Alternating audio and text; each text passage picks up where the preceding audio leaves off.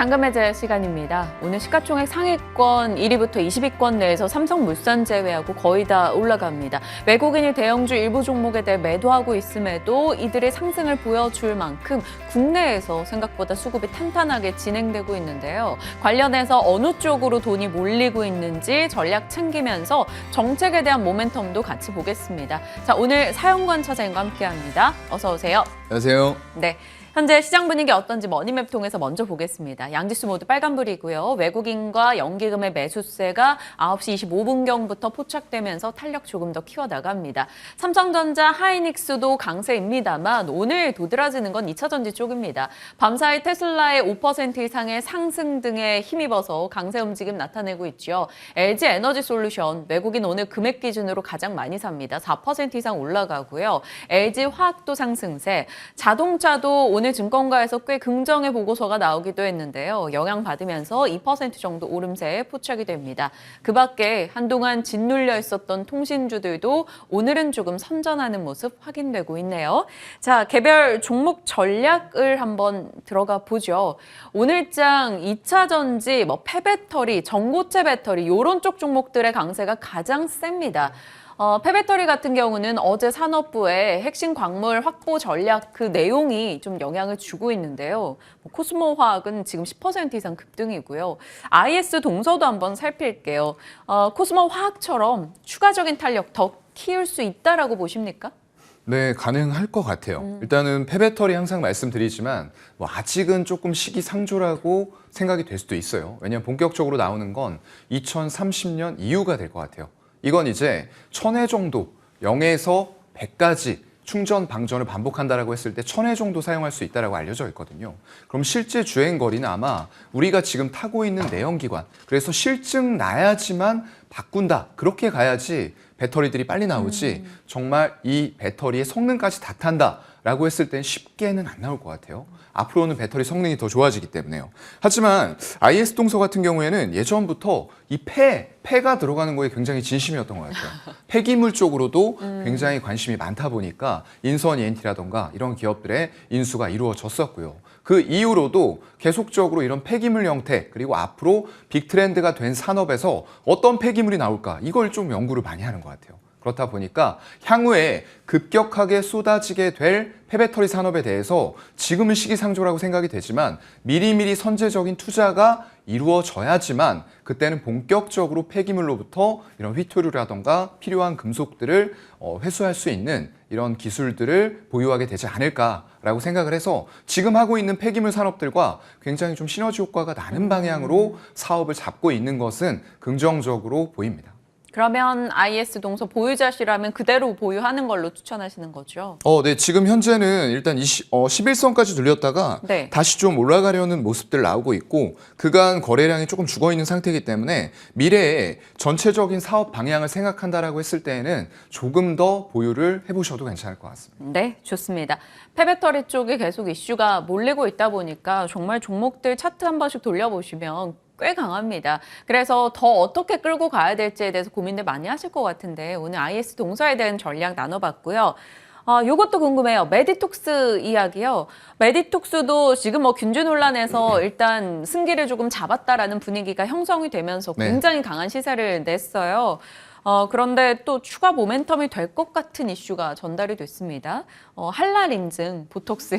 네. 이제 할랄 인증을 받게 되면 사우디 쪽 이런 중동 국가에 들어가게 됐을 때 맞아요. 큰 모멘텀이 있지 않을까 싶은데 이게 어제 나온 뉴스인데 어제장에서는 그냥 약보합으로 끝났거든요. 네네. 어떻게 받아들여야 돼요? 글쎄요, 분명히 모멘텀은 될 수 있다라고 보이고요. 앞으로 두바이나 이런 쪽들이 돈이 없는 국가들은 아니에요. 네. 중동 쪽도 마찬가지고요. 오일머니를 보유하고 있기 때문에 왕족 이런 분들을 중심으로 해서 굉장히 많이 사용이 될 수가 있다라는 거죠.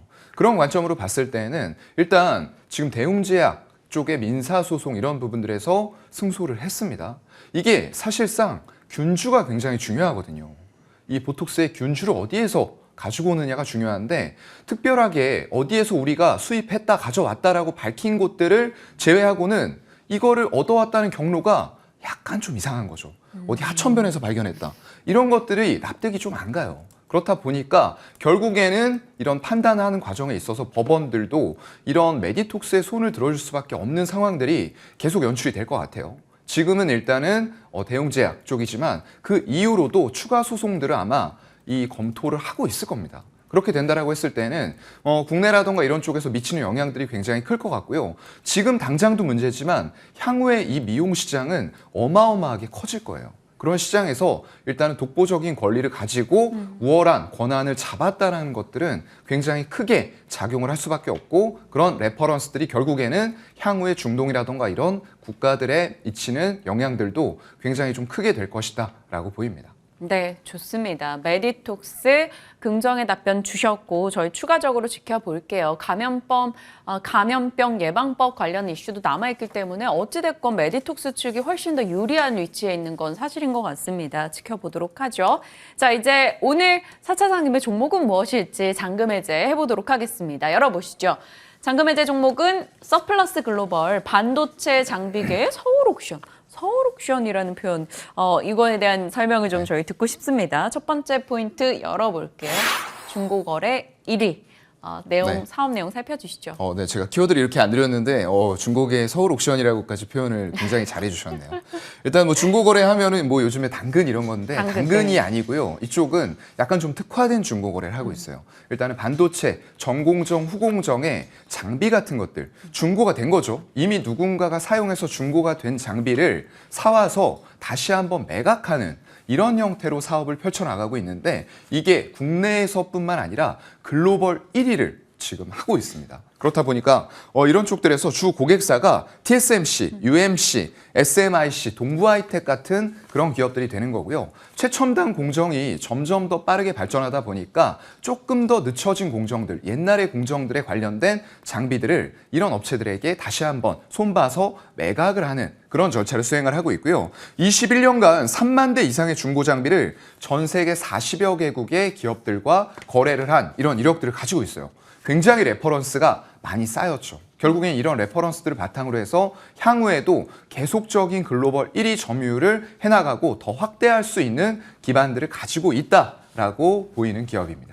사실 뭐 장비라던가 이런 것들이 귀해지면 귀해질수록 더 빛이 나는 기업이기도 합니다. 서플러스 글로벌에 대해서 살펴주고 계신데요. 두 번째 키워드 이어가겠습니다. 요즘 시장에서 제일 좋아하는 키워드 중에 하나가 바로 맞아요. AI잖아요. 네. AI가 붙었다 하면 또 숨은 AI주에서 또 후발대가 되기도 합니다. 네. 이 종목도 뭐 가능성이 있는 거예요? 네, 이미 한번 시세는 좀 떴던 것 같아요. 바닥권에서 일단 올라오는 흐름들이 있었는데 네. 아무래도 AI와 밀접하게 관련이 돼 있다고는 보기 좀 힘들다 보니까 시세가 올라가다가 조금 조정을 받고 있어요. 그래서 AI 쪽보다는 사실상 본업에 더 신경을 쓰는 게 좋겠지만 네. 그렇다고 해서 본업이 AI와 연결이 안 되는 기업도 아닙니다. 지금 이쪽에 보시게 되면은 글로벌 파운드리 시장 점유율이 나오고 있어요. 작년 3분기 기준으로 봤을 때 당연히 아직도 대만의 TSMC가 60%에 달하는 독보적인 점유율을 보여주고 있고요. 그 밑으로는 열심히 따라가고 있는 삼성전자가 12%, 물론 더 따라가야 되겠죠. 그 밑으로는 대만 USMC가 7%, 미국의 글로벌 파운드리가 6%. 그래서 상위 하나를 차지하고 있는 대만의 TSMC가 아직도 너무나 독보적인 이런 점유율을 보여주고 있습니다. 그런데 지금 TSMC 쪽으로 1월에 굉장히 혁혁한 변화가 좀 나타났어요. 전체적으로 반도체 다 힘들 것이다라고 예상들을 했었는데 TSMC만은 조금 달랐죠. 이게 AI 반도체 관련된 주문들이 좀 밀려들었기 때문인데요. 1월에 매출이 8조 4천억 수준으로 나왔어요. 전월 대비해서도 오히려 4% 증가된 수치가 나왔고요. 전년 동월 대비해서는 16%가 증가했습니다. 다들 이제 실적 감소, TSMC 너도 못 피해갈 거야 라고 추정을 했었는데 오히려 이렇게 뛰어넘는 실적들이 나오게 된 이유는 말씀드렸던 대로 지금 오픈 AI 관련된 수요가 실적을 견인을 해준 것 같아요. 워낙에 그런 쪽들에서 폭발적인 인기를 누리면서 반도체 주문이 밀려들고 이런 TSMC뿐만 아니라 지금 삼성전자나 SK 하이닉스, 특히나 하이닉스 같은 쪽에 HBM 반도체, 고밀도의 직접 회로 반도체, D램을 수직으로 연결한 거죠. 이런 쪽들에 대한 반도체 주문량이 늘어나기 시작을 하면서 여태까지는 사실상 미미했어요. 그리고 이거를 굳이 써야 될 메리트가 없었어요. 왜냐하면 비쌌기 때문에. 그런데 AI 같은 쪽에 이런 고성능을 위해서는 당연히 필요한 것이다 라고 받아들이고 여러분들 뉴스 난 거 보셨겠지만 가격 3배, 4배, 5배 줄게 물건 좀 줘 이런 상황이 지금 돼버린 거죠. 물론 향후에 얼마나 더 수요가 증가할지는 조금은 지켜볼 필요는 있겠습니다만 이런 쪽의 실적과 더불어서 결국은 주요 고객사 이런 쪽들 TSMC가 반도체 주문이 폭증했다는 부분들이고요. 구글 같은 경우에도 서비스, 서버용 칩을 자체적으로 생산하는 부분들을 TSMC와 또 계약을 하고 있기 때문에 이런 모든 것들이 중고 거래 고객사로 TSMC와 상위 고객사를 두고 있는 이런 서플러스 글로벌에게도 영향을 미칠 수밖에 없는 그런 상황이라고 보고 있습니다. 네. 어찌됐건 그게 어느 정도 파이로 플러스 알파가 될지 모르겠으나 사실 플러스 1이냐 플러스 100이냐 차이인 거지 마이너스 문제는 아니란 말이죠. 맞아요. 어찌됐건 반도체 섹터에는 분명히 긍정의 소식이긴 합니다. 그 가운데서 서플러스 글로벌도 어느 정도의 낙수 효과를 기대할 수 있다라는 거고요. 자, 그렇다면 다음 포인트 잡아보도록 하겠습니다. 용인. 우리가 아는 그 지역 용인. 예, 이건 맞죠? 맞습니다. 용인 이 맞고요. 회사가 위치한 곳이 용인이던데 그것 네, 때문이에요? 맞아요. 아니면 다른? 그쪽에 위치를 하고 있기도 하고요. 네. 그리고 세 개의 기업들을 다 고객사로 두고 있다 보니까 전부 다 불러들이고 있어요. 이 클러스터. 반도체 클러스터. 맞아요. 클러스터를 네. 조성을 하고 있는데 지금의 세계 1위 점유율과 더불어서 앞으로도 이러한 지위를 더욱더 공고히 하겠다라는 부분들이 이제 클러스터의 조성으로 나타났다라고 보이고요.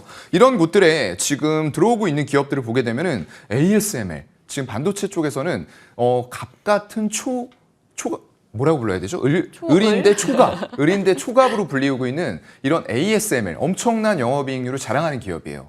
이런 기업들이 지금 이 기업이 만들어낸 용인의 클러스터 쪽으로 입주를 했어요. 그만큼 이 기업에서 장비를 잘 수리해가지고 넘겨주는데 이거를 꼭 받아야 되겠다라는 의지가 느껴지는 그런 대목이죠. 우리나라까지 와서 정말로 전 세계 기업들을 대상으로 해서 난 분명 을인데 초갑 같은 행세를 하고 있음에도 불구하고 서플러스 글로벌의 클러스터에 들어와 있다는 거예요. 그래서 그런 것들과 더불어서 별도 공간 임대를 했다고 합니다. 그러면서 동사하고 사업 협력을 진행을 해나가는 과정들이 될 것 같고요. 플랫폼 영향력은 이렇게 점점 더 강화될 수밖에 없어요. 우리 이런 기업들도 우리 클러스터 안에 들어와서 같이 협업해. 이런 부분들과 더불어서 향후에는 2030년까지 면적을 5배 이상 확대해 나가겠다. 결국에 그 말은 앞으로도 반도체 중고 거래, 장비 이런 쪽들에 대한 수요는 엄청나게 커질 것이다. 라는 부분들을 반증을 해주고 있는 거고요. 결국 그런 것들이 기존에 이제 코로나 이후에 8인치패 이런 쪽들의 수요가 커졌었는데 첨단 미세화 공정들이 점점 더 빠르게 진행이 된다고 하더라도 결국은 이런 쪽들에 대한 수요는 꾸준하게 있을 것이다 라고 전망을 하고 있는 것 같습니다. 짧게 목표가 어떻게 보시는지. 네, 일단 목표가는 지금 현재가부터 조금 눌리고 있는 구간이에요. 네. 그렇다 보니까 35일선 위치하고 있는 4,100원이죠. 4,100원까지 분할 매수 가능할 것 같고요. 손절은 10에서 15% 본인 평단에서 하시되 목표가는 일단 1차적으로 5,800원 잡아보도록 하겠습니다. 네, 5,800원의 목표 주가 잡고 서플러스 글로벌 살펴보겠습니다. 지금 살짝 눌려서 더 사기 좋다라는 점을 참고해 주셨어요. 다음 종목 열어보겠습니다. 실리콘2 오늘 굉장히 핫한 시세를 내고 있어요. 11% 급등이 나오고 네. 있는데 K뷰티 역직구의 힘 첫 번째 포인트 열어보겠습니다. K뷰티 쇼핑몰 스타일코리안닷컴을 통해서 역직구를 하고 있는 업체인데 이렇게까지 올해 좋은 흐름이 나올 줄 몰랐어요. 맞아요. 일단 온라인 쇼핑몰은 너무나도 많아요, 여러분. 너무나도 많습니다. 네. 그래서 거기에서 특화된 모습들을 보여주기가 참 쉬운 일은 아니에요. 근데 그걸 해내고 있는 기업이고요. 지금 보게 되면 실리콘2의 국가별 매출 비중에서 미국이 29%가 조금 안 돼요. 네. 그리고 그 밑으로는 일본, 한국, 인도네시아, 캄보디아, 말레이시아 이런 식으로 굉장히 다변화가 잘 돼 있어요. 근데 특이한 게 중국에 대한 매출이 지금 작년 3분기 기준으로는 없습니다. 그러네요. 그럼 이게 중국이 없으니까 안 돼. 이게 아니라 앞으로 나아갈 방향을 더 봐야 되겠죠.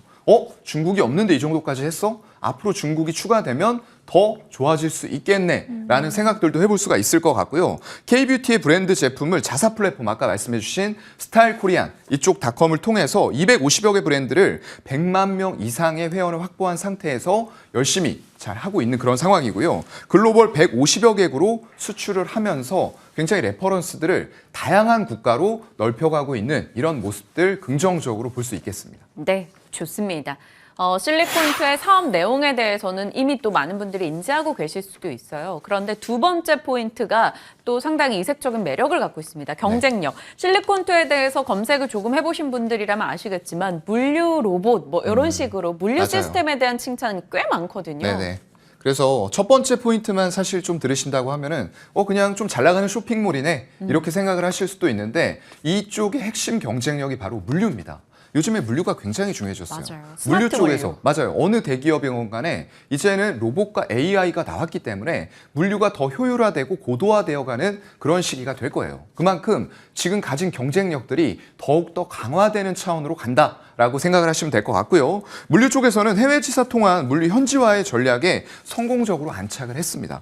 국내 유통기업 최초로 이제 물류 로봇 시스템을 기반으로 해서 이런 장비와 설비들을 보유하고 있고요. 그렇다 보니까 굉장히 효율화되고 고도화된 전략을 구사할 수 있다는 점이 이 기업의 강점이 될 것 같습니다. 대형 물류센터 통해서 한국 브랜드에 관심 있는 전 세계인들에게 이런 편의를 제공할 수 있다라는 부분들이 될 거고요. 도매 쪽의 매출 비중이 82% 현재는 차지하고 있는 그런 상황에서 화장품 재고 관리 노하우가 또 이 기업의 다른 투자 포인트 중에 하나가 될 것 같아요. 풀필먼트를 전부 다 이제 보유하고 있다 보니까 이런 노하우 바탕으로 해서 화장품의 제조사에 대해서 물류 이런 부분들을 착실하게 정말로 고도화되게 관리를 해줄 수 있는 그런 시스템을 갖추고 있는 상황이고요. 물류하고 운영 대행 서비스까지 같이 제공을 함으로써 물류에 대해서 관리하고 재고 이런 것들이 굉장히 좀 까다로워요. 특히나 이 시장이 좋았다가 안 좋아지는 경우에 이런 것들이 더 힘들어질 수가 있거든요. 그런데 코로나 쪽을 지나면서 이런 시대에 오히려 더 조명을 받는 그런 기업들이 되었다라고 볼 수 있을 것 같고요. 고도화된 물류 시스템 기반으로 해서 이제 3PL, 드롭시핑 이런 쪽에 고객 니즈 쪽을 최적화되게 맞춤으로 제공할 수 있는 이런 서비스들이 결국에는 다양한 고객들을 더 이쪽의 플랫폼 안으로 끌어들일 수 있는 경쟁력이 되지 않았나라고 보고 있습니다. 네. 갖고 있는 쇼핑몰이라는 플랫폼도 매력적이고 또 물류 플랫폼 이 또한 해외에서 상당한 호평을 받고 있습니다. 요즘 뭐 K가 붙은 산업들 같은 경우는 어찌됐건 우리가 또 배달의 민족이다 보니까 네. 이렇게 물류 관련해서 장점을 갖고 있는 뭐 K푸드 업체들도 그렇고 훨씬 더 각광을 좀 받더라고요. 맞아요. 그런 면에서 이 플랫폼의 힘을 좀 여실히 느끼는 것 같습니다. 네, 플랫폼 굉장히 중요합니다. 이게 쿠팡 같은 경우에도 적자가 계속 나고 있는 상황임에도 불구하고 미국의 높은 평가를 받고 상장을 할 수 있었던 이유는 플랫폼이기 때문에 그래요. 그리고 플랫폼에다가 얼마나 많은 인원들을 가둬놓고 반복적인 소비 행태가 나올 수 있느냐. 이게 결국에는 플랫폼의 힘입니다. 그래서 지금 이 기업 같은 경우에도 이 플랫폼의 힘을 여실히 보여주고 있다라고 생각이 되고요. 결국엔 그런 플랫폼의 힘이 실적으로 나타나고 있어요.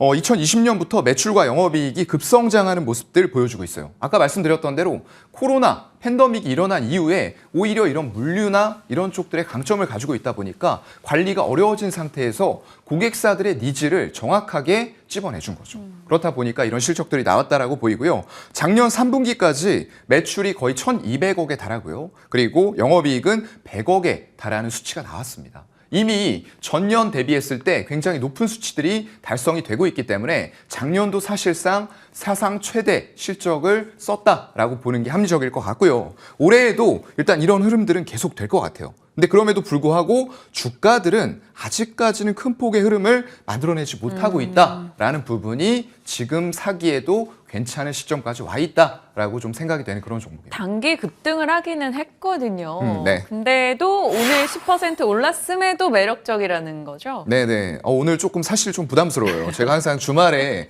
종목을 맞아요. 미리 꼽아서 이 주시는데. 원고를 드리는데 네. 오늘 어제까지는 이렇게 좀 떨어져 주면 괜찮겠네 했는데 오늘 또 12%대 급등이 나와서 살짝 부담스럽긴 합니다만 이게 지금 다른 AI나 로봇 이런 것들 올라간 것들 대비해서는 사실상 부담을 떨쳐버리고 갈 수도 있을 것 같아요.